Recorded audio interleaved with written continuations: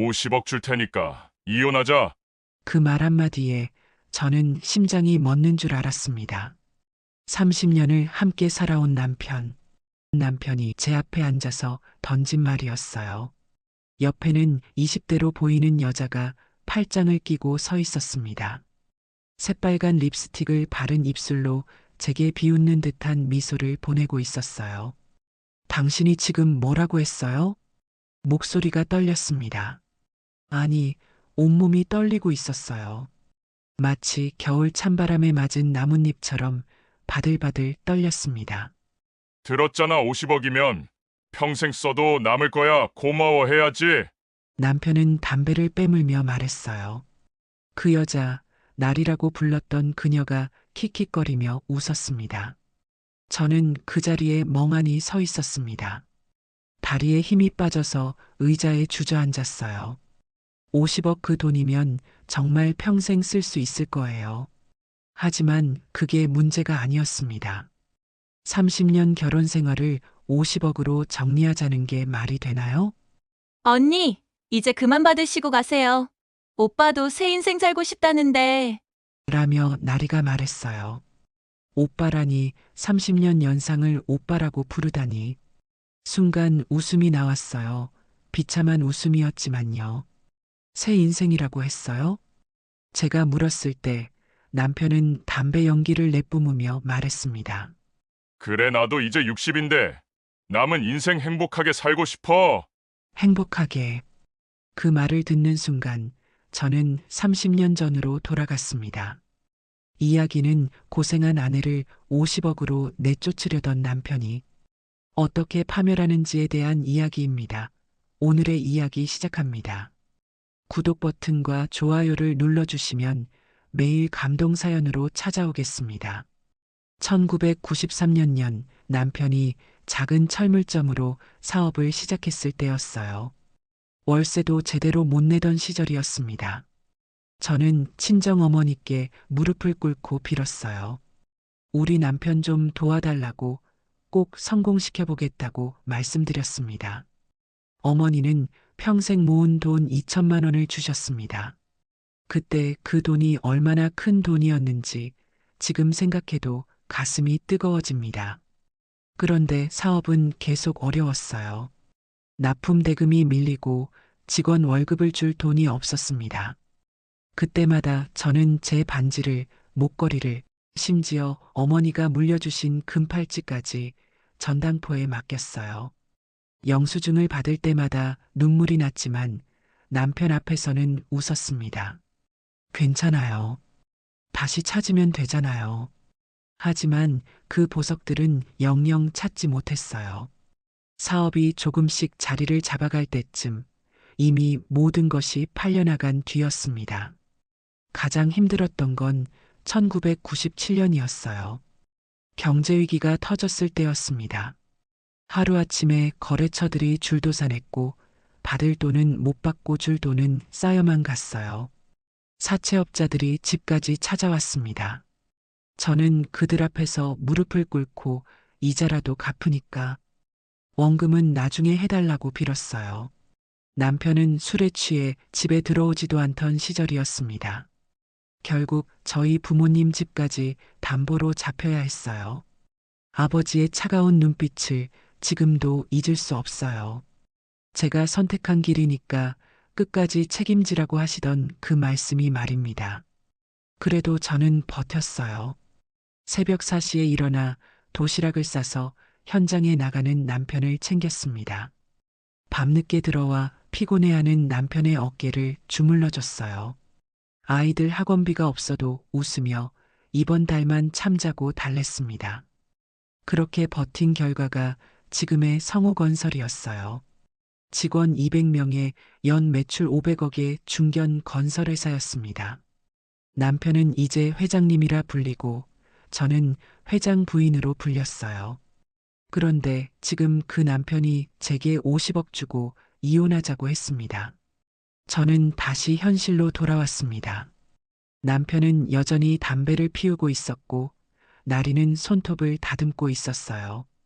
언니, 이제 그만 받으시고 가세요. 오빠도 새 인생 살고 싶다는데. 나리가 말했습니다. 오빠라니 30년 연상을 오빠라고 부르다니. 순간 웃음이 나왔어요. 비참한 웃음이었지만요. 새 인생? 저는 천천히 일어났습니다. 다리에 힘이 없어서 의자를 잡아야 했어요. 당신이 새 인생을 살고 싶다고 했어요? 그래, 나도 이제 60인데 남은 인생 행복하게 살고 싶어. 행복하게. 그 말이 제 가슴을 후벼 팠습니다. 그럼 지금까지 저와 함께한 30년은 불행했다는 뜻인가요? 제가 당신을 불행하게 만들었다는 뜻인가요? 저는 천천히 일어나서 좋다고 말했습니다. 좋다고요. 남편과 나리가 놀란 얼굴로 저를 봤어요. 아마 제가 울거나 매달릴 줄 알았나 봅니다. 그런데 50억은 너무 많다고, 저한테는 10억이면 충분하다고 말했습니다. 대신 조건이 있어요. 모든 서류는 제가 검토한 다음에 도장 찍을게요. 저는 거실 한쪽 서류함을 가리켰습니다. 그 안에는 30년간 제가 모아둔 모든 기록들이 들어 있었어요. 차용증, 전당포 영수증, 은행거래 내역서, 회사 설립 관련 서류들. 심지어 남편이 술 먹고 써준 각서들까지 말이에요. 당신 혼자 만든 회사가 아니잖아요. 그러니까 제가 확인하고 서명할게요. 남편의 얼굴이 굳어졌습니다. 나리도 뭔가 이상하다는 듯 남편을 쳐다봤어요. 남편이 뭘 확인한다는 거냐고 물었을 때 저는 차분하게 대답했습니다. 회사 돈으로 뭘 했는지, 누구 이름으로 뭘 사놨는지 그런 걸 확인하겠다고 말이에요. 이상했어요. 방금 전까지 온몸이 떨렸는데 이제는 오히려 차분해졌습니다. 당신이 새 인생을 시작하려면 깨끗하게 정리하고 가야 한다고 말했습니다. 그날 밤 남편은 나리와 함께 어디론가 나가버렸습니다. 저는 혼자 남은 집에서 서류함을 열었어요. 30년간 모아둔 서류들이 차곡차곡 들어 있었습니다. 그 안에서 가장 먼저 눈에 띈 건 1999년 여름 일기였어요. 남편이 큰 공사를 따내서 온 가족이 처음으로 제주도 여행을 갔던 때 적은 거였습니다. 그때는 민박집에 묵었어요. 하루에 5만 원짜리 방이었습니다. 아이들이 바다에서 놀 때 남편이 제 손을 잡고 말했던 게 생각났어요. 고생 많이 했다면서 나중에 돈 많이 벌면 제주도에 펜션도 하나 사자고 했거든요. 그때 남편 얼굴에는 진짜 고마움이 있었습니다. 제 손을 꼭 잡고 있던 그 손이 따뜻했어요. 다음으로 꺼낸 건 2005년 어느 날 병원 영수증이었어요. 남편이 맹장 수술을 받았을 때였습니다. 보험이 안 되는 특실을 써서 병원비가 많이 나왔거든요. 그 돈을 마련하려고 제가 얼마나 고생했는지 모릅니다. 친정 식구들한테 빌리고 친한 언니들한테도 손을 벌렸어요. 심지어 아이들 학원비까지 아껴가면서 모았거든요. 그때 남편이 정말 미안해하며 자기가 얼른 나아서 더 열심히 벌겠다고 했습니다. 퇴원할 때도 제 손을 꼭 잡고 저 없었으면 어쩔 뻔했냐고 고마워했어요. 그런 다음 기록을 봤습니다. 금융위기 때였거든요. 회사가 어려워서 남편이 매일 술만 마셨던 시기였어요. 그때 제가 뭘 했는지 아세요? 파트타임으로 일을 시작했습니다. 마트에서 시식 코너를 맡아서 하루 3만 원씩 벌었거든요. 서서 손님들한테 맛보라고 하면서 돈을 벌었습니다. 처음에는 부끄러웠어요. 혹시 아는 사람이 볼까봐 모자를 깊숙이 눌러 쓰고 일했거든요. 하지만 집에 돈이 떨어지니까 어쩔 수 없었습니다. 그렇게 번 돈으로 집세를 내고 아이들 용돈을 줬어요. 남편한테는 말하지 않았습니다. 자존심 상할까 봐서요. 한참 후에 회사 사정이 좋아져서 그만뒀지만 그때의 기억은 지금도 선명합니다. 발이 아파서 집에 와서 파스를 붙이던 날들, 손님들한테 고개 숙여 인사하던 날들이요. 그때 핸드폰이 울렸어요. 장남 준호에게서 온 전화였습니다. 엄마, 아버지가 이상한 말 하던데 혹시 무슨 일 있어요? 준호는 캐나다에서 경영학 공부를 마치고 막 돌아온 참이었어요. 괜찮아, 엄마는 괜찮으니까 걱정 마. 하지만 목소리가 이상해요. 제가 집에 갈까요? 아니야, 내일 소연이랑 같이 와. 엄마가 할 이야기가 있어. 전화를 끊고 저는 다시 서류들을 정리했습니다. 하나하나 확인하면서 제 마음도 정리가 되어 갔어요. 30년 전 20살 신부였던 제가 지금 60살 아줌마가 되어 이혼 통보를 받았습니다. 하지만 그 30년이 무의미하지는 않았어요. 그 시간 동안 저는 단순한 신부에서 한 회사의 진짜 주인으로 성장했으니까요. 저는 서류함을 닫으며 혼자 중얼거렸습니다. 당신이 50억을 준다고 했지만 내가 당신에게 준 건 50억보다 훨씬 많네요. 이제 그 진짜 값을 치러보죠. 새벽이 되어서야 잠자리에 들었습니다. 내일부터는 정말 새로운 인생이 시작될 것 같았어요. 남편이 원하는 새 인생이 아니라 제가 원하는 새 인생이 말이에요. 그날 밤은 한숨도 못 잤습니다. 남편이 던진 50억 줄 테니 이혼하자는 말이 계속 머릿속을 맴돌았어요. 새벽까지 뒤척이다가 겨우 잠이 들었습니다. 아침에 일어나니 남편과 나리는 벌써 어디론가 나간 뒤였습니다. 거실 테이블 위에는 명품 쇼핑백들이 놓여 있었어요. 어제 밤늦게 들어와서 안방을 차지하고 누워있더니 아침 일찍 또 나간 모양이었습니다. 생활비가 필요해서 평소 다니던 은행 지점에 갔어요. 30년간 거래해온 곳이라 직원들이 저를 잘 알고 있었습니다. 평소처럼 창구에 통장을 내밀고 50만 원만 찾아달라고 했어요.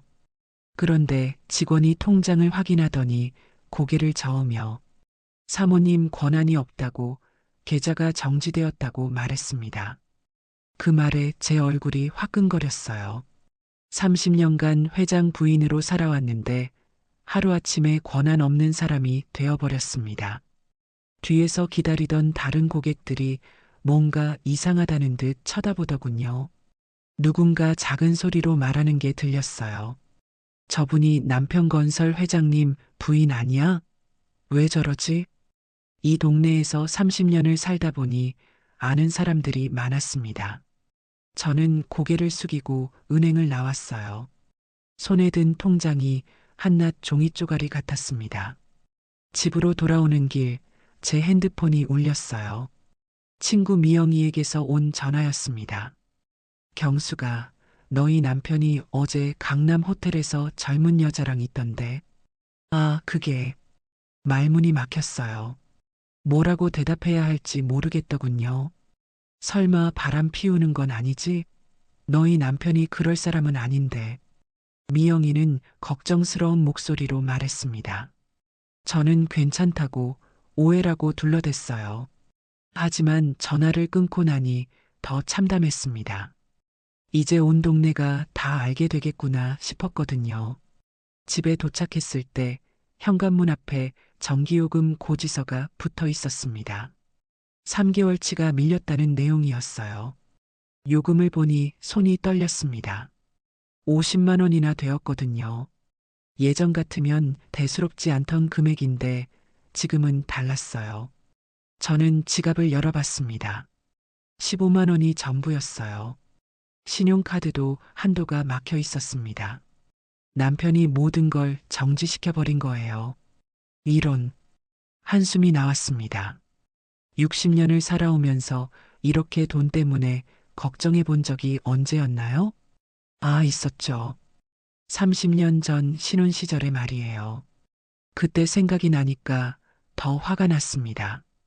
그 어려운 시절을 함께 버텨왔는데 이제 좋아지니까 저를 내쫓으려 하다니요. 저녁 뉴스를 보다가 남편과 나리가 나왔습니다.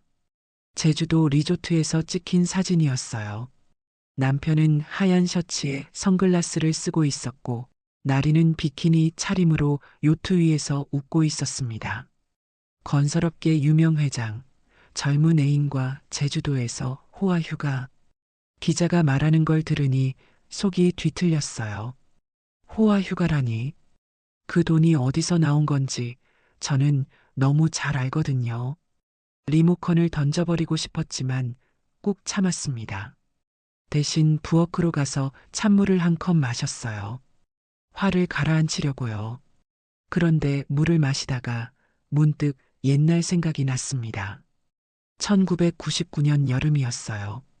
남편이 큰 공사를 따내서 온 가족이 처음으로 제주도 여행을 갔던 때 말이에요. 그때는 민박집에 묵었습니다. 하루에 5만 원짜리 방이었어요. 아이들이 바다에서 놀 때 남편이 제 손을 잡고 말했거든요. 여보, 고생 많이 했어. 나중에 돈 많이 벌면 제주도에 펜션도 하나 사자.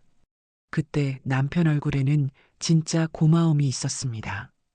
제 손을 꼭 잡고 있던 그 손이 따뜻했어요. 그런데 지금은 어떤가요? 그 약속의 제주도에서 다른 여자와 호화 휴가를 즐기고 있잖아요. 그것도 제가 모은 돈으로 말이에요. 저는 서랍에서 가계부를 꺼냈습니다. 30년 동안 써온 가계부였어요. 매달 남편이 가져다 주는 생활비를 적고 어디에 얼마를 썼는지 꼼꼼히 기록했거든요. 가계부를 넘기다가 눈에 띈 게 있었습니다. 남편 병원비 항목이었어요. 그때 남편이 맹장 수술을 받았거든요. 그런데 보험이 안 되는 특실을 써서 병원비가 많이 나왔어요. 그 돈을 마련하려고 제가 얼마나 고생했는지 모릅니다. 친정 식구들한테 빌리고 친한 언니들한테도 손을 벌렸어요. 심지어 아이들 학원비까지 아껴가면서 모았거든요. 그때 남편이 뭐라고 했는지 기억납니다. 여보, 미안해. 내가 얼른 나와서 더 열심히 벌게. 정말 고마워하더군요. 퇴원할 때도 제 손을 꼭 잡고 당신 없었으면 어쩔 뻔했냐고 했어요. 그런 사람이 지금은 저한테 50억 주고 꺼지라고 하고 있습니다. 가계부를 더 넘겨보니 비슷한 기록들이 수없이 많았어요. 아이들 학비, 시댁일 때문에 든 돈, 남편 사업 자금, 모든 게 제 희생으로 이루어진 것들이었습니다. 특히 2008년 기록을 보니 가슴이 먹먹했어요. 금융위기 때였거든요. 회사가 어려워서 남편이 매일 술만 마셨던 시기였습니다. 그때 제가 뭘 했는지 아세요? 파트타임으로 일을 시작했어요. 마트에서 시식 코너를 맡아서 맛보세요 하면서 하루 5만 원씩 돈을 벌었습니다. 처음에는 부끄러웠어요. 혹시 아는 사람이 볼까봐 모자를 깊숙이 눌러 쓰고 일했거든요. 하지만 집에 돈이 떨어지니까 어쩔 수 없었습니다. 그렇게 번 돈으로 집세를 내고 아이들 용돈을 줬어요. 남편한테는 말하지 않았습니다. 자존심 상할까 봐서요. 3개월 후에 회사 사정이 좋아져서 그만뒀지만 그때의 기억은 지금도 선명합니다. 발이 아파서 집에 와서 파스를 붙이던 날들, 손님들한테 고개 숙여 인사하던 날들. 그런 저한테 지금 남편이 뭐라고 하고 있나요? 핸드폰이 또 울렸습니다. 이번에는 모르는 번호였어요. 여보세요? 혹시 남편건설 회장님 부인이세요? 네, 그런데요. 저는 일간 스포츠 기자인데요. 회장님 이혼 얘기가 사실인가요? 순간 머리가 하얘졌습니다. 벌써 기자들까지 알고 있다니요. 아니에요. 그런 일 없습니다. 전화를 끊었지만 계속 울렸어요. 다른 기자들이었습니다. 저는 핸드폰을 꺼버렸어요. 그날 밤 잠이 안 왔습니다. 계속 뒤척이다가 새벽 3시에 일어났어요. 부엌에서 물을 마시고 있는데 밖에서 차 소리가 났습니다. 창문으로 내려다보니 남편이 나리와 함께 돌아오고 있었어요. 남편은 비틀비틀했고 나리가 부축하고 있었습니다. 둘 다 술에 취한 것 같았어요. 현관문이 열리는 소리가 들렸습니다. 나리가 키득거리며 웃는 소리도 들렸고요. 저는 문틈으로 내려다봤습니다. 오빠, 여기 정말 크다. 우리 집보다 훨씬 좋네. 나리가 거실을 둘러보며 말했어요. 마음에 들어? 곧 내 집이 될 거야. 남편이 대답했습니다. 제 가슴이 철렁했어요. 곧 나리 집이 된다고요? 그럼 저는 어디로 가라는 건가요? 오빠, 그 아줌마는 언제 나가요? 곧 나갈 거야. 서류만 정리되면. 둘이 소파에 앉아서 술을 더 마시기 시작했습니다. 나리가 남편 무릎에 머리를 기대며 말했어요. 그 아줌마가 돈을 많이 달라고 하면 어떡해요? 50억이면 충분해. 그 이상은 절대 안 줘. 남편이 단호하게 말했습니다. 근데 오빠, 그 아줌마가 회사 일에 끼어들면 어떡해요? 걱정 마, 내 이름으로 된 회사야. 그 여자가 뭘 할 수 있겠어? 들으면 들을수록 화가 났습니다. 그 여자라니. 30년 부인을 그 여자라고 부르다니요. 저는 조용히 방으로 돌아왔습니다. 잠은 더욱 안 왔어요. 머릿속이 복잡했거든요. 남편 말이 맞습니다. 회사는 남편 이름으로 되어 있어요. 법적으로는 제가 할 수 있는 게 별로 없습니다. 하지만 정말 그럴까요? 저는 다시 서류함을 열었습니다. 어젯밤에 정리했던 서류들을 다시 꺼냈어요. 차용증, 보증서, 계약서들. 하나씩 보면서 생각했습니다. 이 서류들로 뭔가 할 수 있지 않을까요? 30년 동안 제가 회사에 투자한 걸 증명할 수 있지 않을까요? 그때 번개처럼 떠오른 사람이 있었습니다. 한동민, 예전에 우리 회사와 거래했던 작은 업체 사무장이었어요. 지금은 변호사가 됐다고 들었거든요. 동민이라면 우리 회사 사정을 잘 알 거예요. 초창기부터 봤으니까요. 그리고 제가 얼마나 고생했는지도 알고 있고요. 저는 결심했습니다. 동민한테 연락해 보기로요. 아침이 되자 남편과 나리가 늦게 일어났습니다. 둘 다 숙취로 머리가 아픈 것 같았어요. 커피 좀 타줘. 남편이 저한테 말했습니다. 예전 같으면 그냥 타다 줬을 텐데 이상하게 화가 났어요. 직접 타세요. 뭐? 남편이 놀란 얼굴로 저를 봤습니다. 나리도 킥킥거리며 웃었어요. 아줌마가 반항하네, 재밌어. 그 순간 저는 깨달았습니다. 이제 정말 끝이구나 싶었어요. 30년 결혼 생활이 완전히 끝난 거구나. 하지만 슬프지는 않았습니다. 오히려 속이 후련했어요. 이제 진짜 제 인생을 시작할 수 있을 것 같았거든요. 나리 씨, 재밌어 보이세요? 저는 나리를 똑바로 쳐다봤습니다. 앞으로 더 재밌는 일들이 많이 생길 거예요. 그리고 남편한테 말했습니다. 당신도 커피 직접 타서 드세요. 이제부터는 제가 안 해드릴 거니까요. 다음 날 오후 준호와 소연이 함께 집에 왔습니다. 둘 다 심각한 표정을 짓고 있었습니다. 준호와 소연은 엄마 걱정하는 표정이 그대로 드러나 있었어요. 거실에 앉아서 차를 마시는데 분위기가 무겁기만 했습니다. 아이들은 남편과 나리 이야기를 어디선가 들었는지 조심스럽게 물어보기 시작했어요. 준호가 먼저 입을 열어서 아버지가 정말 이혼하겠다고 하셨냐고, 그 여자와 함께 말이냐고 물었는데 저는 숨길 필요가 없다고 생각해서 고개를 끄덕여 주었습니다. 소연이 눈물을 글썽이면서 아버지가 어떻게 그럴 수 있냐고, 엄마를 어떻게 버릴 수 있냐고 말했지만 저는 괜찮다고 대답했어요. 엄마는 이제 괜찮다고, 오히려 홀가분하다고 말해줬습니다. 준호가 이해할 수 없다는 표정을 지으면서 30년을 함께 살았는데 어떻게 그런 결정을 할 수 있냐고 물었을 때 저는 아이들에게 솔직하게 말했습니다.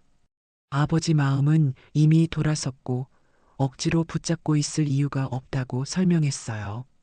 그러자 소연이 그럼 엄마는 어떻게 살 거냐고 돈은 어떻게 하냐고 걱정스럽게 물어왔습니다. 걱정하지 마, 엄마한테는 계획이 있어. 저는 웃으며 대답했어요.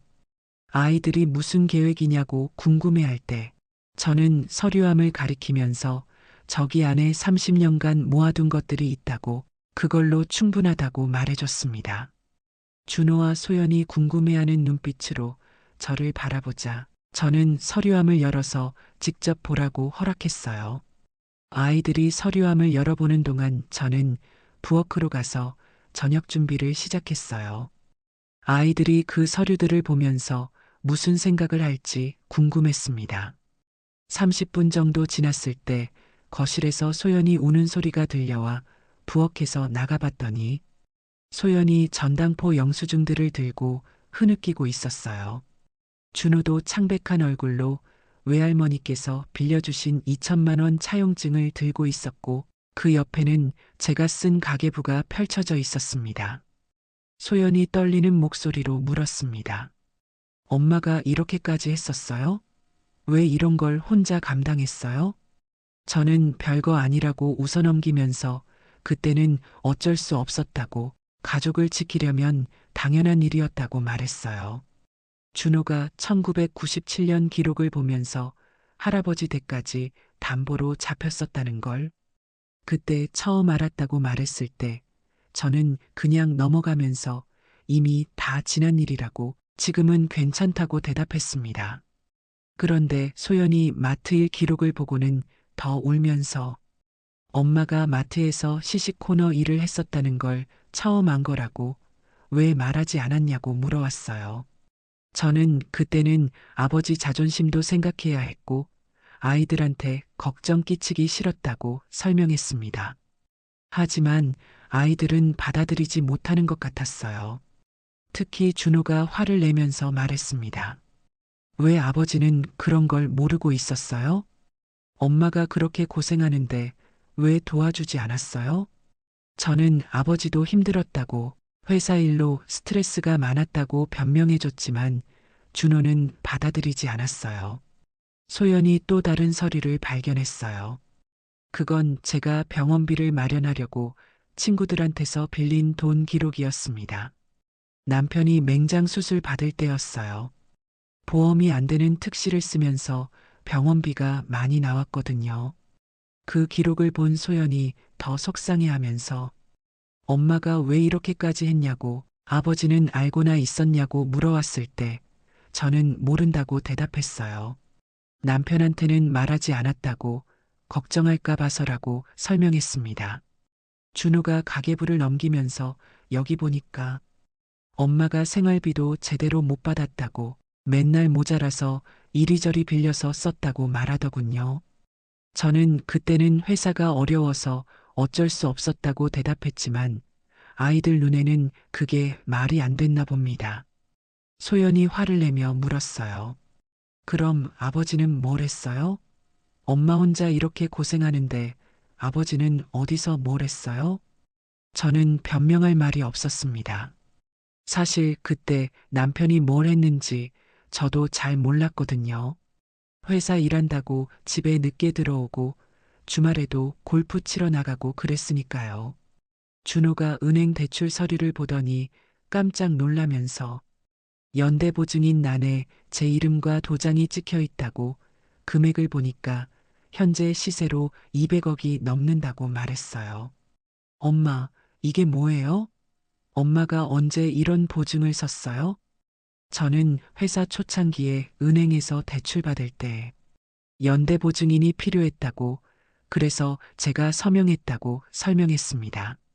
소연이 놀라서 그럼 만약 회사가 망하면 엄마가 다 책임져야 한다는 뜻이냐고 이건 너무 위험한 거 아니냐고 걱정했지만 저는 괜찮다고 말했어요. 회사가 잘 되고 있으니까 걱정할 것 없다고 했습니다. 하지만 준호가 심각한 표정으로 이건 문제가 있다고 엄마가 법적으로 회사에 대한 권리가 있을 수도 있다고 말하더군요. 경영학 공부를 하면서 배운 건데 이런 보증과 투자 기록들이 있으면 재산 분할 때 유리할 수 있다고 했을 때 저는 그런 걸 생각해 본 적이 없었다고 말했어요. 그냥 남편 도와주려고 한 일이었는데 그게 나중에 제게 도움이 될 줄은 몰랐습니다. 소연이 또 다른 서류를 찾았어요. 그건 제가 직접 회사에 투자한 기록이었습니다. 친정에서 받은 돈, 전당포에서 받은 돈들을 모두 회사 계좌에 넣었던 기록들이었는데 영수증도 다 있었어요. 준호가 계산해 보더니 이거 다 합치면 몇십억은 될 것 같다고, 엄마가 회사 설립부터 지금까지 투자한 돈이 엄청나다고 말했을 때 저는 놀랐습니다. 그렇게 많은 돈인 줄 몰랐거든요. 그때 소연이 그럼 아버지는 이런 걸 다 알고 있냐고, 엄마가 이렇게까지 해준 걸 알고 있냐고 물어왔어요. 저는 대답하지 못했습니다. 남편이 알고 있는지 확실하지 않았거든요. 준호가 화를 내기 시작하면서 이건 말이 안 된다고, 엄마가 이렇게까지 했는데 아버지가 이혼을 요구한다는 게 말이 되냐고 했지만 저는 진정시키려고 했어요. 화내지 마, 이미 지난 일이야. 그런데 소연도 마찬가지였습니다. 아버지가 너무하다고, 어떻게 이런 식으로 엄마를 대할 수 있냐고. 울면서 말하는 걸 보니까 저는 아이들이 속상해하는 게 더 마음 아팠어요. 그때 현관문이 열리는 소리가 나고 남편이 돌아왔습니다. 나리도 함께 왔는지 웃으며 떠드는 소리가 들렸습니다. 준호가 벌떡 일어서면서 아버지와 얘기하겠다고, 이 서류들을 보여주겠다고 말했지만 저는 그럴 필요 없다고, 괜히 싸우지 말라고 말렸어요.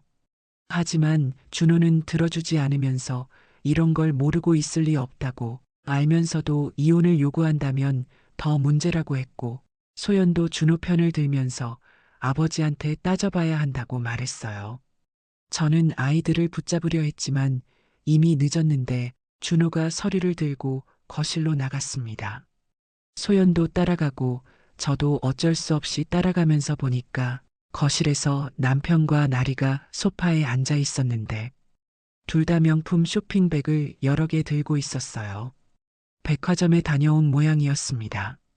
준호가 차가운 목소리로 아버지와 할 얘기가 있다고, 이 서류들을 보시라고 말했을 때 남편이 뭔지 모르겠다는 듯 서류를 보더니, 서류를 보던 남편의 얼굴이 점점 굳어졌어요. 나리도 옆에서 궁금해하며 들여다봤지만 남편은 별거 아니라는 듯 서류를 내려놓더군요. 남편이 이런 건 다 옛날 얘기라고, 지금과는 상관없다고 말했을 때 준호가 화를 냈습니다. 어떻게 상관없어요?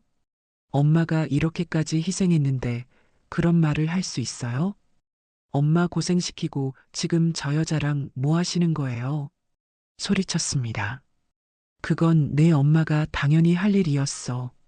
남편도 목소리를 높이면서 그건 부부가 당연히 해야 할 일이었다고, 자기도 열심히 일했다고 대답했어요. 하지만 소연이 반박했습니다. 아버지는 뭘 했어요? 엄마 혼자 고생할 때 아버지는 어디 있었어요? 분위기가 험악해졌어요. 나리가 끼어들려고 했지만 준호가 차갑게 말하더군요. 조용히 해요. 가족 얘기에 끼어들지 마세요. 남편이 준호한테 화를 내면서 아버지한테 어떻게 그런 말을 하냐고 예의가 없다고 했지만 준호는 물러서지 않았어요. 예의는 아버지가 먼저 지키셨어야죠. 엄마한테 어떻게 이런 식으로 대할 수 있어요? 저는 중간에서 어쩔 줄 몰랐습니다. 아이들이 저를 위해 화내는 건 고마웠지만 이렇게 싸우는 걸 원하지는 않았거든요. 소연이 나리를 쳐다보며 따졌어요. 당신은 뭘 알고 있어요? 우리 엄마가 얼마나 고생했는지 알아요? 나리가 당황해했지만 곧 당당하게 대답했습니다. 그건 옛날 일이고 이제는 새로운 시작이에요. 그 말을 들은 준호가 더 화를 내면서 새로운 시작이라니, 30년을 함께 산 엄마를 버리고 새로운 시작을 하겠다는 거냐고 소리쳤을 때 남편이 일어서며 이제 그만하자고, 이미 결정된 일이라고 말했지만 소연이 울면서 대답했어요. 절대 그만둘 수 없어요. 엄마를 이렇게 버릴 수는 없어요. 저는 더 이상 참을 수 없어서 아이들을 진정시키며 말했습니다.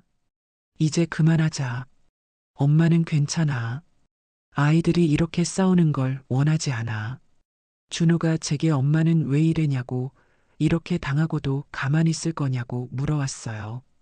저는 이미 마음이 떠난 사람을 붙잡고 있어봐야 소용없다고, 차라리 깨끗하게 정리하는 게 낫다고 대답했지만 소연이 말했습니다. 그래도 엄마 권리는 찾아야 해요. 이 서류들로 충분히 가능해요. 준호도 동의하면서 변호사 선임해서 제대로 해야 한다고 했는데 남편이 비웃으며 변호사라니 그런 걸로 뭘 할 수 있겠냐고 했어요. 회사는 자기 이름으로 되어 있다고 법적으로 문제 없다고 말했을 때 준호가 차분하게 그게 아니라고 엄마가 실질적인 공동 경영자였다고 증명할 수 있다고 대답했습니다. 이 서류들이 모두 증거라고 변호사가 보면 분명히 방법이 있을 거라고 말했을 때 저는 아이들 마음이 고마웠지만 복잡한 법정 싸움은 하고 싶지 않았어요. 하지만 아이들은 포기하지 않았는데 소연이 제 손을 잡으며 말했습니다. 엄마, 이제 저희가 엄마 편이에요. 혼자 감당하지 마세요. 그 말을 들으니까 눈물이 나왔어요. 30년 동안 혼자 버텨왔는데 이제 제 편이 생긴 것 같았거든요. 그날 밤 아이들이 돌아간 후에도 잠이 오지 않아서 뒤척이다가 문득 20년 전 일이 떠올랐습니다. 그때 우리 회사와 거래하던 작은 업체가 있었어요. 그 회사 젊은 사무장이었던 한동민이라는 사람이 기억났습니다. 나이는 어렸지만 똑똑하고 지혜로운 청년이었습니다. 동민이가 작은 회사를 운영했는데 납품 위기에 빠졌을 때 우리 회사에서 성금을 줘야 하는 상황이 있었어요. 남편은 돈이 없다고 미루기만 했었거든요. 하지만 저는 그때 제가 마련해둔 비상금 5천만 원을 꺼내서 그 회사에 먼저 지급해줬던 기억이 났습니다. 그 덕분에 동민이 회사가 위기를 넘겼고 나중에 동민이가 직접 저희 집까지 찾아와서 고맙다고 인사했었어요. 그때 그 청년이 법학 공부를 하고 있다고 말했던 게 생각났습니다. 혹시나 해서 아침에 일어나서 바로 인터넷으로 찾아봤더니 정말로 한동민 변호사 사무소가 나오더군요. 전화번호를 확인하고 망설이다가 용기를 내어 전화를 걸었는데 접수하는 직원이 변호사님이 바쁘시다고 하면서 다음 주에나 상담 가능하다고 말했어요. 하지만 저는 포기하지 않고 김경숙이라고 남편 건설 관련해서 꼭 얘기해야 할 일이 있다고 전해달라고 부탁했습니다. 그랬더니 잠깐만 기다리라고 하더니 곧바로 동민이 목소리가 들렸어요. 여사님이시죠? 어떻게 연락하셨어요? 정말 반가워하는 목소리였습니다. 저는 그렇다고 대답했더니 동민이가 놀라면서 지금 당장 사무소로 오시라고 다른 일정은 다 밀어놓겠다고 말했어요. 동민이의 사무소는 강남 한복판에 있었습니다. 20년 전 그 청년이 이렇게 성공한 변호사가 되어 있다니 놀라웠어요. 사무실도 넓고 직원들도 많았지만 동민이가 직접 나와서 저를 맞이하면서 그동안 어떻게 지내셨냐고, 건강은 괜찮으시냐고 안부를 물었어요. 우리는 회의실에 앉아서 차를 마시면서 옛날 이야기부터 시작했습니다. 동민이가 말하기를 그때 여사님이 도와주지 않았으면 자기 회사도 자기 인생도 끝났을 거라고 하더군요. 그 돈으로 위기를 넘기고 나서 회사가 안정되었고 그 덕분에 야간 대학에서 법학을 계속 공부할 수 있었다고 설명했어요. 저는 그런 게 아니라고 그냥 어려울 때 서로 도우는 게 당연한 거라고 말했습니다. 하지만 동민이는 고개를 저으면서 그때 은혜를 평생 잊지 못한다고 언젠가 보답할 기회가 오기를 기다렸다고 했어요. 그러면서 지금 무슨 일이 있으시냐고, 남편 건설과 관련해서 어떤 문제가 있으시냐고 물어왔습니다. 저는 남편이 이혼을 요구하고 있다고 50억을 주고 깨끗하게 헤어지자고 한다 말했고 동민이 얼굴이 심각해지더니 말했습니다. 그럴 리가 없어요. 여사님이 얼마나 고생하셨는데 사장님은 그런 말을 할 수 있어요? 정말 화를 내는 것 같았어요. 그래서 저는 어제 준비해온 서류들을 꺼내서 보여줬습니다. 동민이가 서류들을 하나씩 꼼꼼히 보는데 볼수록 표정이 놀라움으로 바뀌더군요. 특히 연대보증서를 보면서 이건 대단한 거라고 여사님이 법적으로 회사의 공동경영자나 다름없다고 말했어요. 그리고 제가 투자한 돈들의 기록을 보면서 이 모든 게 증거가 된다고 재산분할 청구할 때 아주 유리하다고 설명해 줬습니다. 저는 그런 복잡한 법정 싸움은 하고 싶지 않다고 그냥 조용히 정리하고 싶다고 말했는데 동민이가 단호하게 대답했어요. 그럴 수 없습니다. 이건 단순한 이혼이 아니라 30년간 쌓아온 여사님의 권리를 찾는 일이에요. 절대 그냥 넘어가시면 안 됩니다. 그러면서 동민이가 설명해 주기를 요즘 법원에서는 이런 경우 부부 공동 재산으로 인정하는 추세라고 했습니다. 특히 아내가 직접 투자하고 연대보증까지 선 경우에는 단순한 내조가 아니라 실질적인 경영 참여로 본다고 그래서 회사 지분의 상당 부분을 요구할 수 있다고 설명해 줬어요. 저는 그런 걸 처음 듣는 거라서 놀랐어요. 동민이가 계속해서 여사님 같은 경우는 50%까지도 가능할 것 같다고 아니 그보다 더 받을 수도 있다고 말하더군요. 회사 설립부터 지금까지 여사님이 없었으면 불가능했을 거라고 이 서류들이 그걸 완벽하게 증명해 준다고 했습니다. 그때 저는 문득 궁금해져서 물어봤어요. 그럼 남편이 회사를 팔거나 없앨 수도 있는 거 아니냐고, 그러면 제가 받을 게 없어지는 거 아니냐고 했습니다. 동민이가 웃으면서 그래서 지금 당장 조치를 취해야 한다고 말했어요. 동민이가 설명해 주기를 먼저 재산 보전 신청을 해서 남편이 재산을 함부로 처분하지 못하게 막아야 한다는 거였어요. 그리고 이혼 조정 신청과 함께 재산 분할 청구를 해야 한다고 모든 절차를 동시에 진행해야 한다고 말하더군요. 저는 그런 복잡한 일들이 겁나서 정말 그렇게 해야 하냐고 물었습니다. 동민이가 여사님 걱정은 하지 마시라고 자기가 모든 걸 처리하겠다고 말했어요. 그동안 받은 은혜를 이제 갚을 때가 됐다고 변호사 비용도 받지 않겠다고 하더군요. 하지만 저는 그럴 수 없다고 했습니다. 비용은 제대로 드려야죠. 그런데 동민이가 고집을 피우더군요. 여사님이 그때 도와주지 않았으면 지금의 저는 없었을 거예요. 이건 은혜를 갚는 일입니다. 절대 돈을 받을 수 없어요. 결국 저는 동민이의 마음을 받아들이기로 했습니다. 그러면서 동민이가 구체적인 계획을 설명해 주기 시작했어요. 우선 이번 주 안에 법원에 재산 보전 신청을 하고 동시에 회사 장부와 계좌 내역을 모두 확보해야 한다고 했습니다. 그리고 남편이 회사 돈을 개인적으로 사용한 부분들, 특히 나리와의 여행이나 선물 같은 것들도 모두 조사해서 배임 혐의로 고발할 수 있다고 말했어요.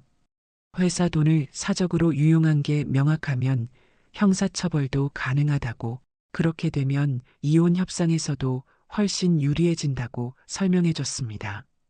저는 그런 법적인 얘기들이 어려웠지만 동민이가 차근차근 설명해 주니까 이해가 되더군요. 특히 동민이가 강조한 건 이건 복수가 아니라 정당한 권리를 찾는 일이라는 거였습니다. 30년 동안 여사님이 희생한 것들에 대한 정당한 대가를 받는 거라고, 그러니까 미안해하거나 주저할 필요가 없다고 말했어요. 그러면서 동민이가 물어봤어요. 혹시 남편 쪽에서 먼저 법적 조치를 취할 가능성은 없냐고. 이미 변호사를 선임했을 수도 있다고 했습니다. 저는 아직 그런 건 없는 것 같다고 대답했어요. 남편은 아직도 자기가 유리한 위치에 있다고 생각하고 있는 것 같다고 말했습니다. 동민이가 그럼 더 좋다고, 우리가 먼저 선수를 치면 훨씬 유리하다고 말하면서 내일부터 바로 준비에 들어가겠다고 했어요. 그리고 여사님은 평소처럼 행동하시고 남편한테는 아직 변호사 선임한 걸 말하지 마시라고, 상대방이 모르고 있을 때 우리가 할 수 있는 일들이 많다고 조언해 줬습니다. 사무소를 나오면서 저는 마음이 한결 가벼워졌어요. 20년 전 도와줬던 그 청년이 이렇게 든든한 변호사가 되어서 저를 도와주겠다고 하니까 마치 하늘이 도와주는 것 같은 느낌이었습니다. 그동안 혼자서 어떻게 해야 할지 몰라서 막막했어요. 이제 전문가의 도움을 받을 수 있게 되었으니까 희망이 보이기 시작했습니다.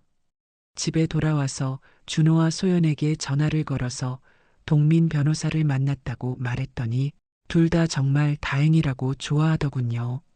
특히 준호가 그런 분을 아시는 게 정말 천만다행이라고, 이제 아버지도 함부로 할 수 없을 거라고 말했습니다. 그날 저녁 남편이 늦게 들어왔습니다. 나리와 함께였어요.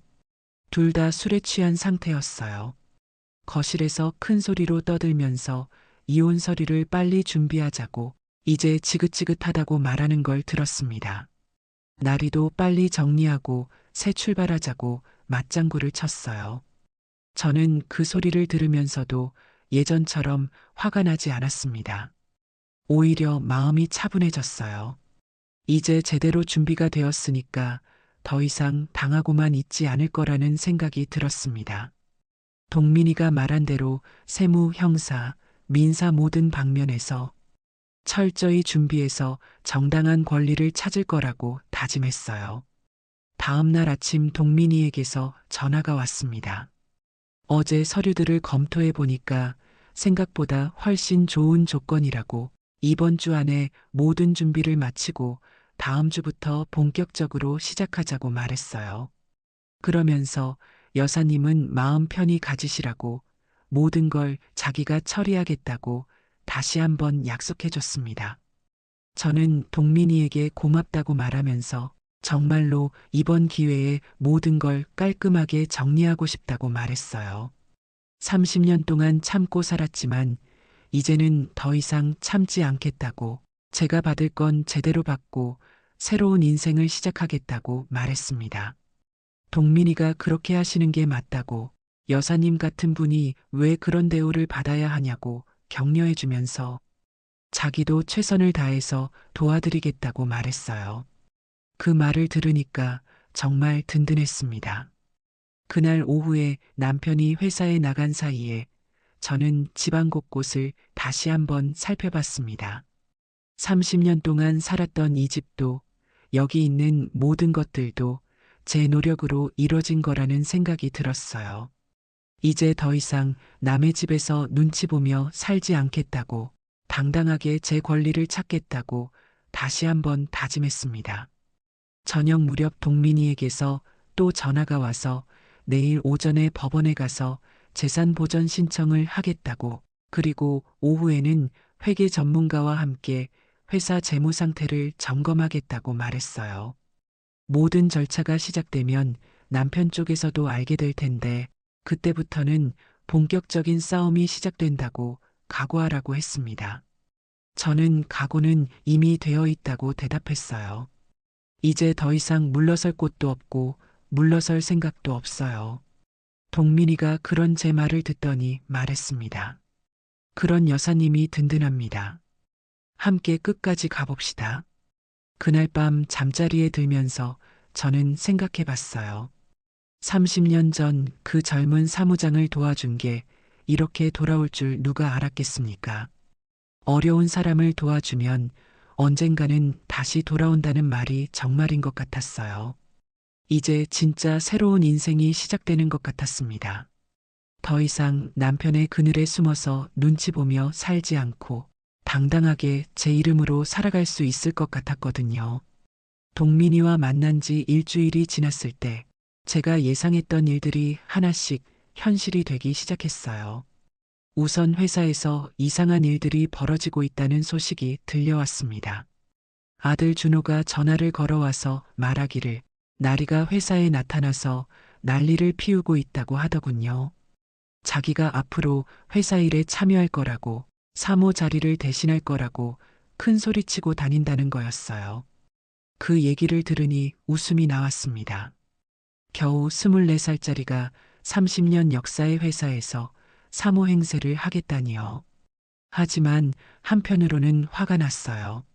제가 아직 살아있고 이혼 전인데 벌써 제 자리를 차지하려 드는 게 말이 되나요? 다음 날 동민이에게서 전화가 왔어요. 법원에 재산 보전 신청을 했고 회사 계좌도 모두 동결 조치를 취했다고 말했습니다. 이제 남편이 함부로 돈을 빼돌릴 수 없게 되었다는 거였어요. 여사님, 이제 시작입니다.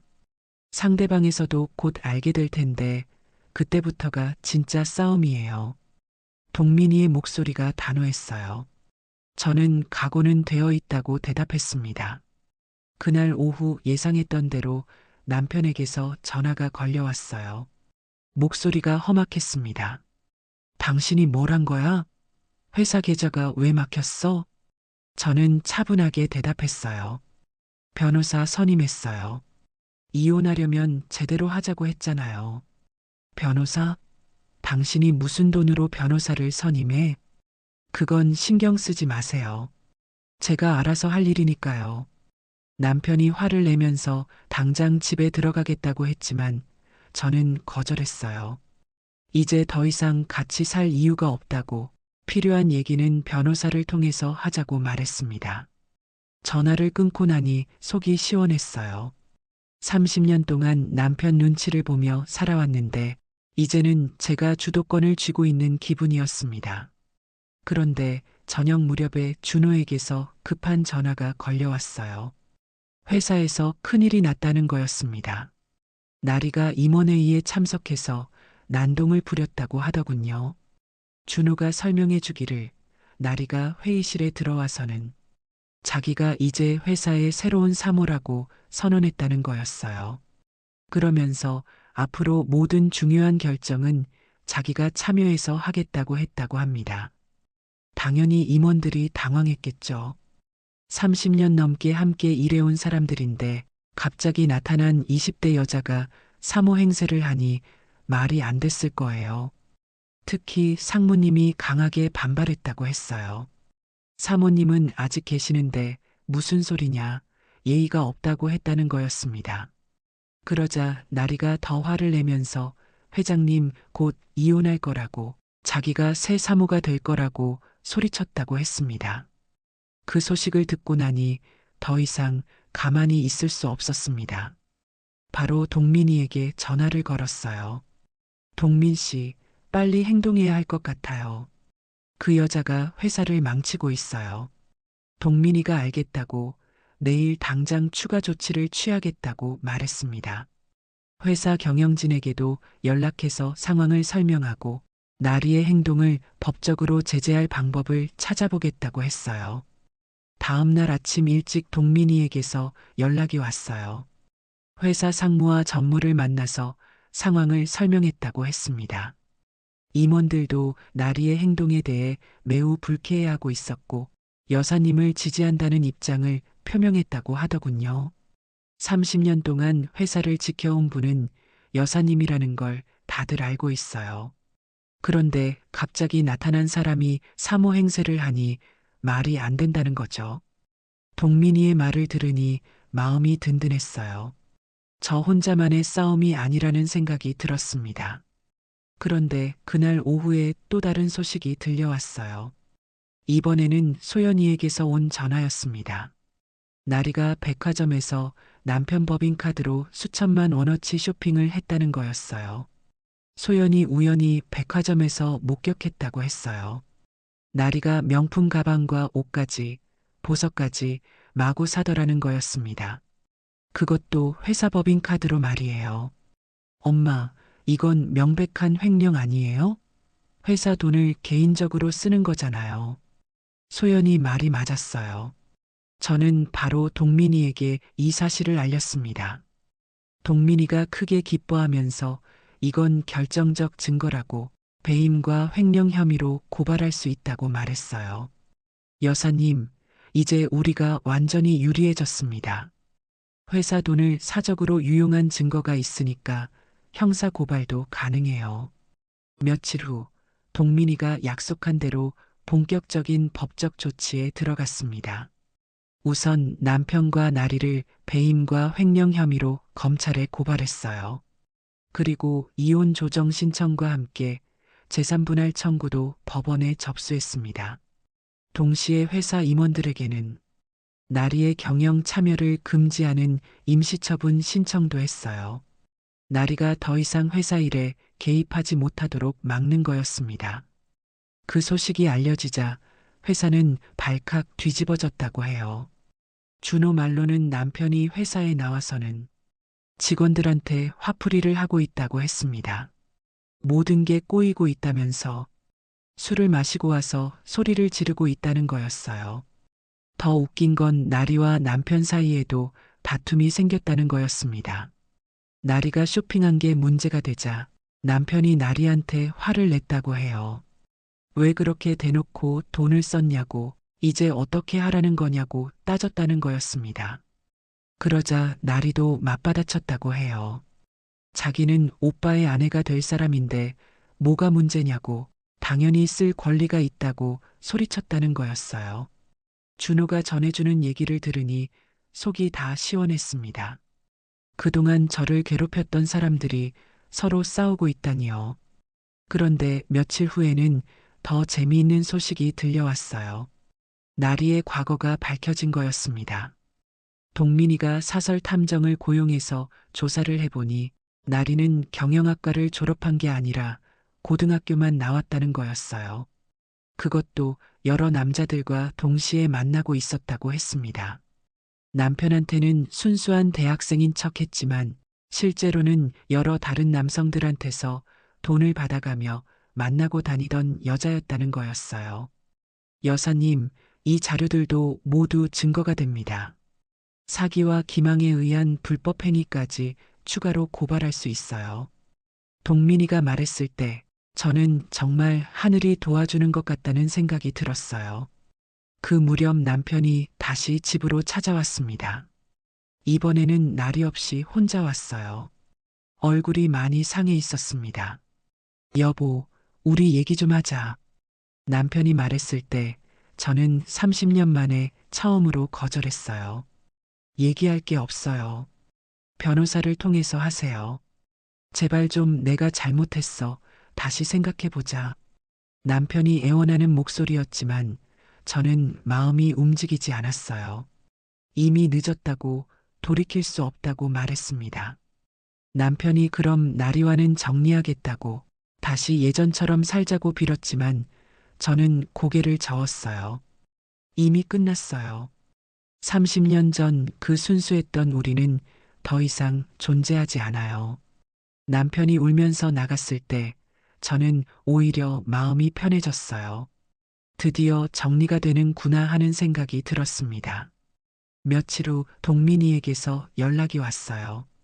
검찰에서 수사를 시작했고 법원에서도 저희 신청을 받아들여서 나리의 경영 참여 금지 결정이 났다고 했습니다. 이제 마지막 단계만 남았어요. 재산 분할과 위자료, 그리고 형사처벌까지 모든 준비가 완료됐습니다. 동민이 말을 들으니 정말 끝이 보이는 것 같았어요. 30년의 결혼 생활이 이렇게 마무리되는 것 같았습니다. 그날 밤 잠자리에 들면서 저는 생각했어요. 이제 정말 새로운 시작이구나. 더 이상 남편의 그늘에 살지 않고 당당하게 제 이름으로 살아가게 되는 거구나. 창밖을 보니 별이 유난히 밝게 빛나고 있었어요. 마치 제 새로운 인생을 축복해주는 것 같았습니다. 그동안 저는 나리가 단순히 젊고 예쁜 여자라고만 생각했어요. 하지만 동민이가 조사에서 알려준 진실은 제 상상을 훨씬 뛰어넘는 것이었습니다. 나리의 진짜 이름은 박나리가 아니라 박미영이었어요. 23살이 아니라 27살이었고 화류계에 종사하던 사람이었다는 겁니다. 그녀가 남편한테 했던 모든 말들이 거짓말이었던 거예요. 더 충격적인 건 나리의 과거였습니다. 동민이가 사설 탐정을 통해 알아낸 바로는 나리는 이미 3명의 기성 남성과 동시에 만나고 있었다는 거였어요.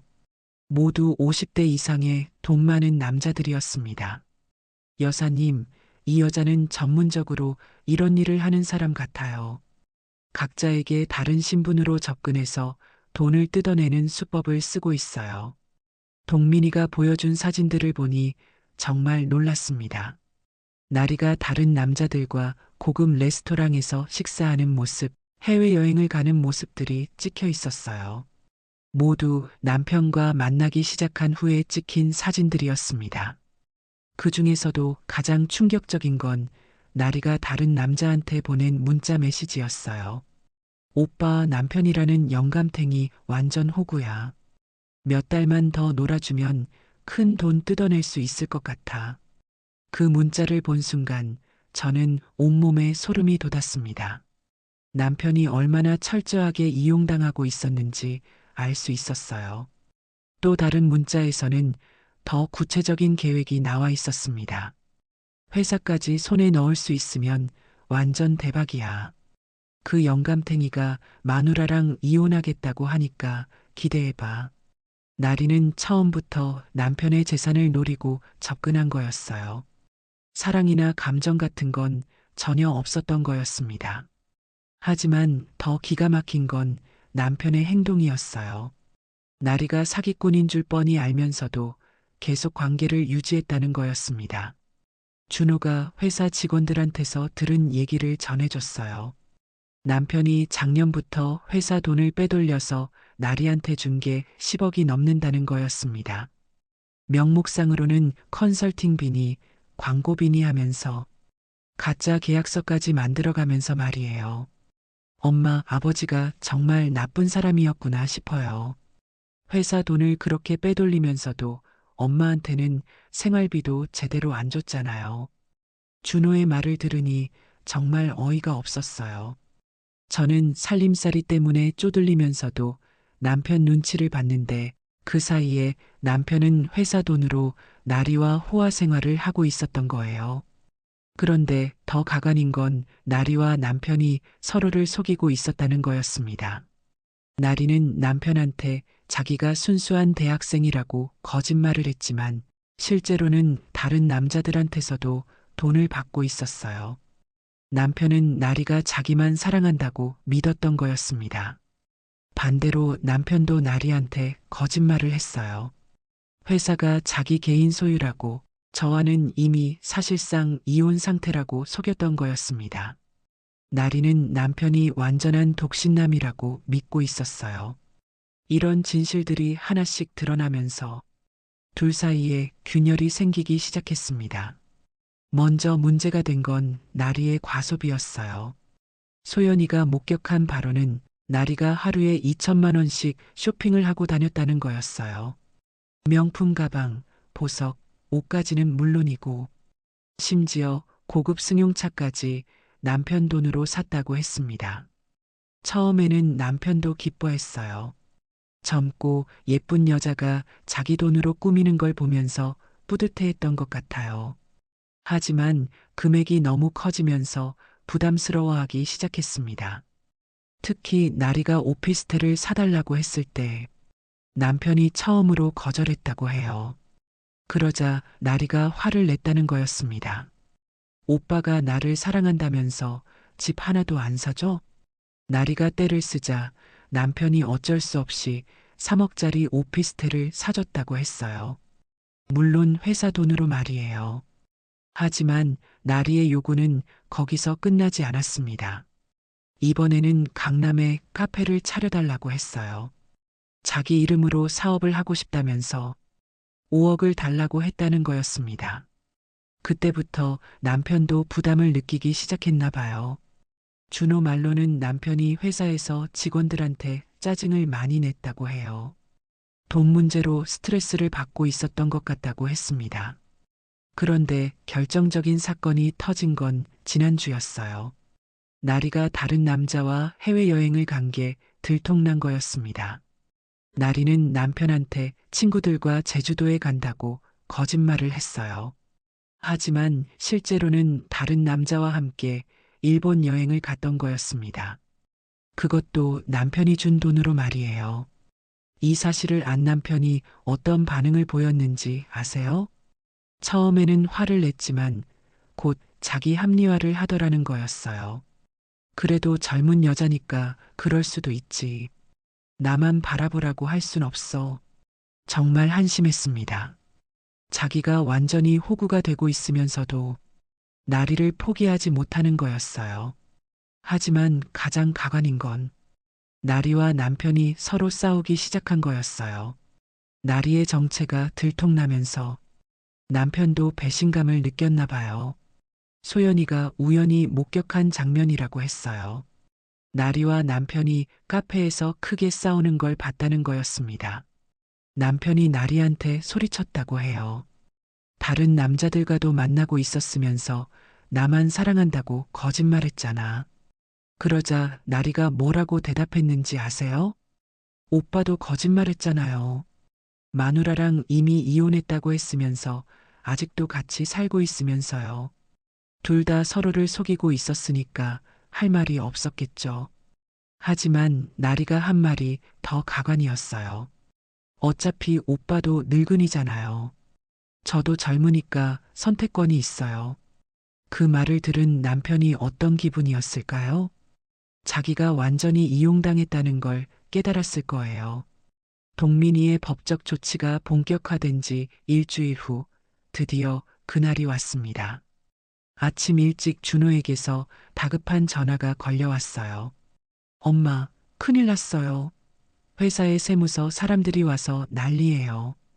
준호의 목소리가 흥분되어 있었습니다. 세무조사반이 새벽부터 회사에 들이닥쳤다는 거였어요. 동민이가 미리 예고했던 일이 시작된 거였습니다. 저는 마음이 두근거렸어요. 드디어 시작되는구나 싶었습니다. 30년 동안 쌓인 모든 것들이 이제 수면 위로 드러나는 거였어요. 1시간 후 동민이에게서 전화가 왔습니다. 여사님, 계획대로 진행되고 있습니다. 세무조사와 동시에 검찰에서도 압수수색 영장을 집행했어요. 검찰까지 움직였다는 얘기였어요. 저는 놀라면서도 동민이의 치밀함에 감탄했습니다. 점심 무렵에는 더 극적인 소식이 들려왔어요. 소연이가 전화를 걸어와서 말하기를 은행에서 회사 대출 회수 통보를 했다는 거였습니다. 세무조사 소식이 알려지자 은행에서 먼저 손을 뗀 거였어요. 엄마, 이제 정말 큰일이 날 것 같아요. 거래처들도 하나둘씩 계약 취소 통보를 하고 있다고 해요. 소연이의 말을 들으니 속이 시원했습니다. 그동안 남편이 얼마나 허위와 가식으로 버텨왔는지가 드러나는 거였어요. 오후에는 더욱 통쾌한 일이 벌어졌습니다. 법원에서 재산가압류 결정이 내려진 거예요. 남편 명의로 된 별장과 고급 승용차, 심지어 나리가 살고 있던 오피스텔까지 모두 가압류 딱지가 붙었다는 소식이었습니다. 준호가 현장에서 직접 목격했다고 전화로 알려줬어요. 엄마, 정말 장관이에요. 빨간 딱지가 붙어 있으니까 완전 다른 세상 같아요. 준호의 흥분된 목소리를 들으니 저도 가슴이 후련했습니다. 그런데 가장 통쾌한 순간은 그날 저녁에 일어났어요. 소연이가 회사 직원한테서 들은 얘기를 전해줬습니다. 나리가 그날 오후에 회사에 나타나서 또 사모 행세를 하려고 했다는 거였어요. 그런데 이번에는 상황이 완전히 달랐습니다. 세무조사와 압수수색으로 회사가 아수라장이 된 상황에서 임원들이 나리를 완전히 다른 시선으로 바라보고 있었거든요. 나리가 회의실에 들어가서 큰 소리를 치려고 했는데 상무님이 단호하게 말했다고 해요. 나가세요. 여기는 당신이 올 곳이 아닙니다.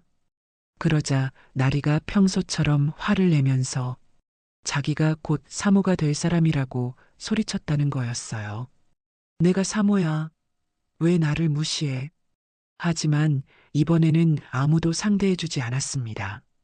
오히려 격리부장님이 일어나서 말했다고 해요. 사모님은 김경숙 여사님 한 분뿐입니다. 30년 동안 이 회사를 지켜온 분을 모르시나 봐요. 그 말에 다른 임원들도 모두 동조했다고 합니다. 나리가 아무리 소리를 질러도 아무도 들어주지 않았다는 거였어요. 결국 나리는 보안팀에 의해 강제로 쫓겨났다고 했습니다. 그것도 직원들이 모두 보는 앞에서 말이에요. 엄마, 그 장면을 본 직원들이 다 박수를 쳤대요.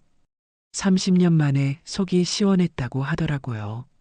소연이의 말을 들으니 정말 눈앞이 환해지는 기분이었어요. 그날 밤 남편이 집으로 찾아왔습니다. 이번에는 완전히 다른 모습이었어요. 며칠 전까지만 해도 당당하던 모습은 온데간데 없고 완전히 초라한 모습이었습니다. 현관문을 열었을 때 남편의 얼굴을 보고 깜짝 놀랐어요. 며칠 사이에 10년은 늙어 보였습니다. 눈이 푹 들어가고 수염도 제대로 깎지 않아서 완전히 다른 사람 같았어요. 여보, 제발 도와줘. 남편이 말했을 때 저는 차가운 목소리로 대답했습니다. 이제 와서 뭘 도와달라는 거예요? 회사가 망해가고 있어. 은행에서 대출 회수하고 거래처들도 다 떠나고 이러다가 정말 끝장이야. 남편이 울먹이는 목소리로 말했지만 저는 전혀 동정심이 들지 않았어요. 그게 제 일인가요? 당신이 알아서 해결하세요. 나 혼자서는 안 돼. 30년 동안 당신이 도와줘서 여기까지 온 거잖아. 이제 와서 저의 역할을 인정하네요. 하지만 너무 늦었습니다. 그 30년을 50억에 정리하자고 한 사람이 누구예요? 저는 차갑게 말했어요. 나리는 어디 갔어요? 사모 행세하던 그 여자는요? 남편의 얼굴이 더욱 일그러졌습니다. 그 여자 돈 문제 때문에 싸우고 헤어졌어. 역시나였어요.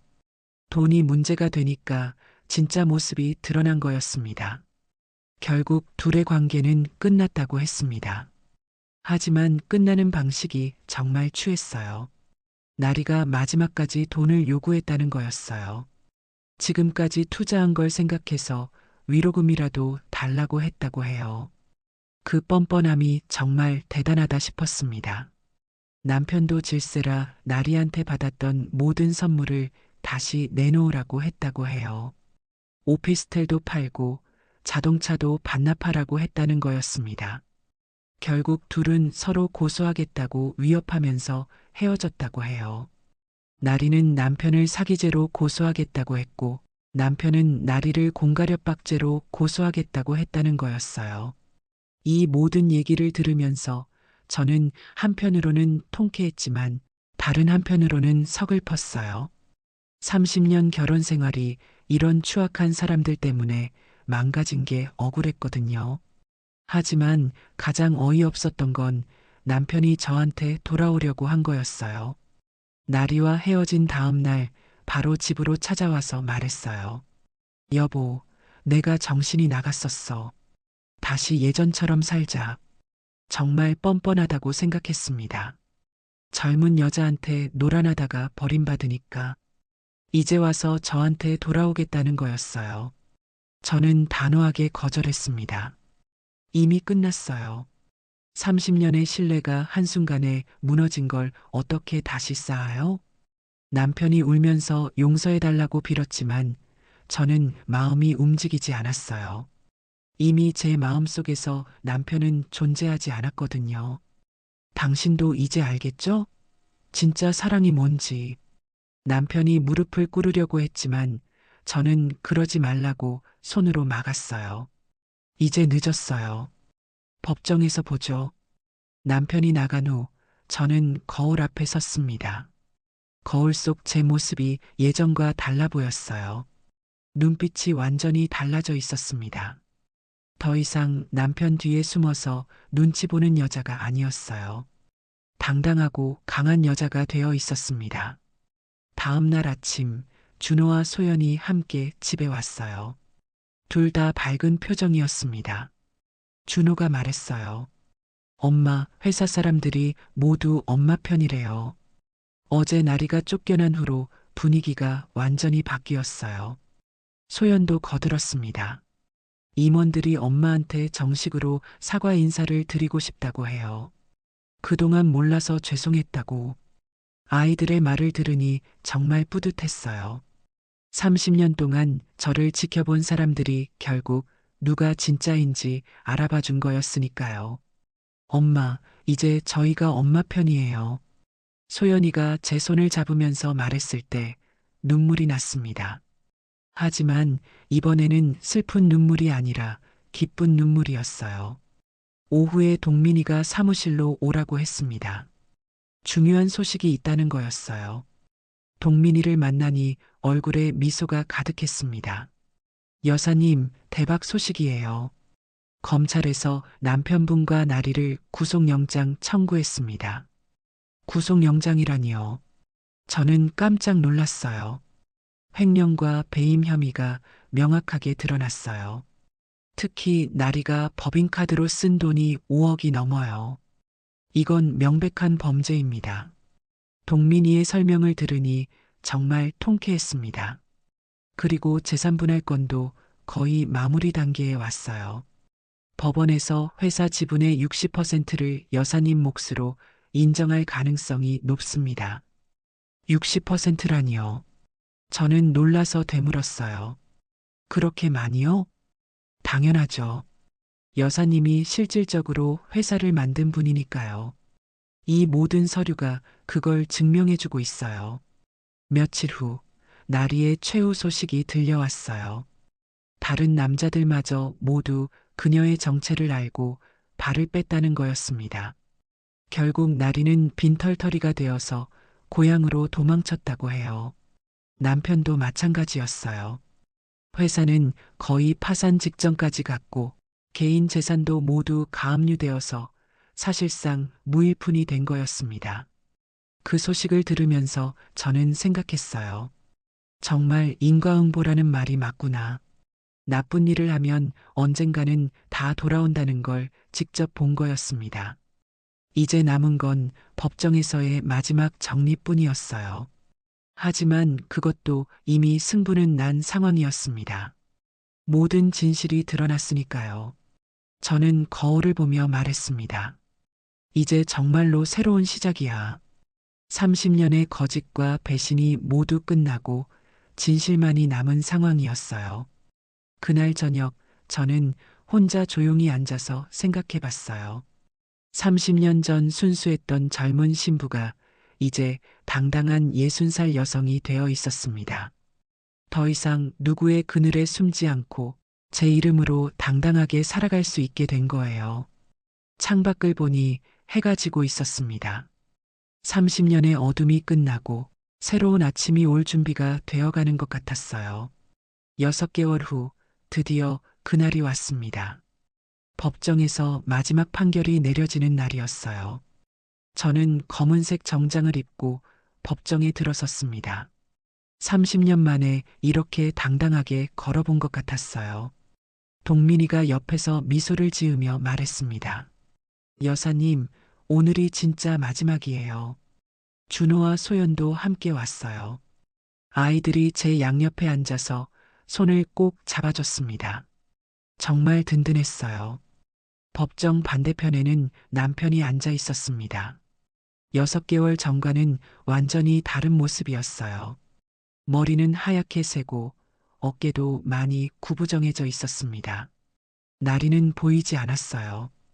이미 고향으로 도망간 지 오래였거든요. 판사가 판결문을 읽기 시작했을 때 저는 가슴이 두근거렸어요. 재산분할의 건에 있어서 피고 김경숙의 기여도를 인정하여 남편건설 지분의 65%, 기타 부동산 70%를 김경숙에게 지급할 것을 명한다. 65%라니요. 동민이가 예상했던 것보다도 더 많았어요. 저는 눈물이 날 것 같았습니다. 판사가 계속 읽어내려갔어요. 피고 박 남편은 사기 및 횡령 혐의로 징역 2년에 집행유예 3년을 선고한다. 또한 회사에 손해배상금 15억을 지급할 것을 명한다. 남편이 고개를 떨구고 있는 모습이 보였어요. 하지만 저는 더 이상 동정심이 들지 않았습니다. 법정을 나오면서 동민이가 축하한다고 말했어요. 여사님, 정말 대단한 결과예요. 이제 완전히 새로운 출발을 하실 수 있어요. 준호와 소연도 기뻐했습니다. 특히 소연이 저한테 말했어요. 엄마, 이제 정말 엄마 이름으로 사세요. 그 말이 제 마음을 울렸어요. 정말로 이제는 김경숙이라는 이름으로 당당하게 살 수 있게 된 거였습니다. 한 달 후, 저는 준호, 소연과 함께 새로운 제 이름을 당당하게 내건 회사를 세웠어요. 준호가 경영을 맡고 소연이 법무와 관리를 담당했습니다.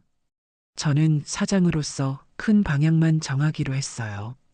이제는 아이들을 믿고 맡길 때가 됐다고 생각했거든요. 남편건설에서 함께 일했던 직원들도 많이 따라왔어요. 특히 상무님과 부장님들이 먼저 오고 싶다고 말씀해 주셨습니다. 사모님, 30년 동안 지켜보면서 정말 고생 많이 하셨다는 걸 알고 있었어요. 이제라도 사모님과 함께 새 출발할 수 있어서 영광입니다. 상무님의 말씀을 들으니 정말 고마웠어요. 그동안 혼자가 아니었구나 하는 생각이 들었습니다. 새 사무실도 강남에 마련했어요. 30평 규모의 깔끔한 사무실이었습니다.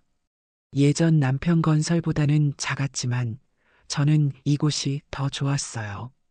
모든 게 제 마음대로 할 수 있었거든요. 사무실 입구에 간판을 달던 날이 가장 기억에 남아요. 제 이름을 단 간판을 보니까 정말 감동적이었습니다. 50년을 살면서 제 이름이 이렇게 크게 걸린 걸 처음 봤거든요. 그때 준호의 5살 아들 민준이가 할머니한테 물어봤어요. 할머니 이름이 회사 이름이에요? 저는 민준이를 안으며 웃었습니다. 그래, 이제 할머니도 할머니 이름으로 일해. 왜요? 그동안 할아버지 이름 뒤에 숨어서 살았는데, 이제는 할머니 이름으로 살고 싶어서. 민준이가 고개를 끄덕이며 말했어요. 할머니 이름이 더 예뻐요. 그 말을 듣고 저는 눈물이 날 뻔했어요. 아이의 순수한 마음이 제게 큰 위로가 됐습니다. 회사를 시작한 지 3개월 만에 첫 번째 큰 프로젝트를 따냈어요. 아파트 인테리어 공사였는데 30억 규모의 큰 일이었습니다. 그 소식을 들었을 때 정말 기뻤어요. 김경숙이라는 이름으로 따낸 첫 번째 성과였거든요. 준호가 기뻐하면서 말했어요. 엄마, 벌써 이렇게 큰 일을 따내시다니. 역시 엄마는 타고난 사업가세요. 소연도 거들었습니다. 그동안 아버지 뒤에 숨어 있어서 몰랐지. 진짜 능력자는 엄마였어요. 아이들의 칭찬을 들으니 정말 뿌듯했어요. 50살이 넘어서 새로 시작하는 게 쉽지 않았지만 해보니까 할 수 있더라고요. 1년 후 회사는 놀라운 성장을 이뤘어요. 직원도 10명으로 늘어났고 매출도 100억을 넘어섰습니다. 무엇보다 직원들이 모두 행복해하는 게 가장 좋았어요. 저는 직원들한테 남편 건설에서는 할 수 없었던 복지를 많이 해줬어요. 보너스도 후하게 주고 휴가도 충분히 주고 야근은 절대 시키지 않았습니다. 사모님 회사에서 일하는 게 정말 좋아요. 사람을 사람으로 대해주시니까요. 직원들이 이런 말을 할 때마다 보람을 느꼈어요. 어느 날 우연히 남편 소식을 들었어요. 집행유예 기간이라 취업도 못하고 작은 원룸에서 혼자 살고 있다는 거였습니다. 가끔 준호한테 연락해서 용돈을 달라고 한다고 했어요. 그 얘기를 들으면서 저는 복잡한 심정이었어요. 미안하다거나 안타깝다는 생각은 들지 않았지만 30년을 함께 산 사람이 그렇게 된 걸 보니 씁쓸하기는 했습니다. 하지만 그것도 잠깐이었어요. 저는 이미 과거를 정리하고 앞만 보고 살기로 했거든요. 나리는 어떻게 됐는지 아무도 몰랐어요. 아마 어디선가 또 다른 사람을 속이고 있을지도 모르겠다는 생각이 들었습니다. 2년이 지났을 때 정말 믿을 수 없는 일이 생겼어요. 김경숙 패밀리가 업계에서 인정받아서 건설 대상을 받게 된 거였습니다. 시상식장에 나가서 제 이름으로 상을 받는 순간 정말 꿈만 같았어요. 올해의 우수 중소기업상, 김경숙 패밀리, 김경숙 회장님. 제 이름이 불리는 걸 들으니까 가슴이 벅차올랐습니다. 50년을 살면서 이런 기분을 느껴본 적이 없었어요. 상을 받고 소감을 말할 때 저는 이렇게 말했어요. 저는 30년 동안 남편 뒤에 숨어서 살았습니다. 하지만 이제는 제 이름으로 당당하게 서 있습니다. 나이는 숫자일 뿐이고 진짜 인생은 지금부터 시작이라고 생각합니다. 박수 소리가 우렁차게 들렸어요. 그 박수는 김경숙이라는 한 여성을 위한 박수였습니다. 집에 돌아와서 상패를 거실에 놓고 보니까 정말 감개무량했어요. 30년 전 젊은 신부였던 제가 이런 날이 올 줄 누가 알았겠어요? 그날 밤 준호와 소연 그리고 손주들과 함께 조촐한 파티를 했어요. 민준이가 할머니한테 말했습니다. 할머니가 세상에서 가장 멋있어요. 그 말을 들으니까 눈물이 났어요. 손주가 자랑스러워하는 할머니가 되었다는 게 가장 기뻤습니다. 소연이가 제 손을 잡으며 말했어요. 엄마, 정말 고생 많으셨어요. 이제는 행복하세요. 준호도 거들었습니다. 엄마가 우리한테 보여주신 게 정말 많아요. 포기하지 않는 것, 당당하게 사는 것. 우리도 엄마처럼 살고 싶어요. 아이들의 말을 들으니까 정말 뿌듯했어요. 제가 겪은 모든 고생이 헛되지 않았다는 생각이 들었습니다. 그날 밤 잠자리에 들기 전 저는 거울 앞에 섰어요. 거울 속의 제 모습이 30년 전과는 완전히 달라 보였습니다. 더 이상 남편 뒤에 숨어서 눈치 보는 여자가 아니었어요. 당당하고 자신감 넘치는 여성이 되어 있었습니다. 김경숙, 이제 진짜 내 인생이야. 저는 거울 속 제 모습에게 말했어요. 창밖을 보니 별들이 반짝이고 있었습니다. 마치 새로운 내일을 축복해주는 것 같았어요. 이제 저는 더 이상 누구의 부인도, 누구의 그늘도 아니었습니다. 김경숙이라는 당당한 한 사람으로 서 있었어요. 30년의 인내와 희생이 끝나고 진짜 제 인생이 시작된 거였습니다. 그리고 저는 확신했어요. 앞으로의 인생은 지금까지와는 완전히 다를 거라고. 더 당당하고, 더 자유롭고, 더 행복할 거라고 말이에요. 여러분도 기억하세요. 늦었다고 생각할 때가 가장 빠른 때라는 걸. 그리고 진짜 인생은 자기 이름으로 사는 거라는 걸 말입니다.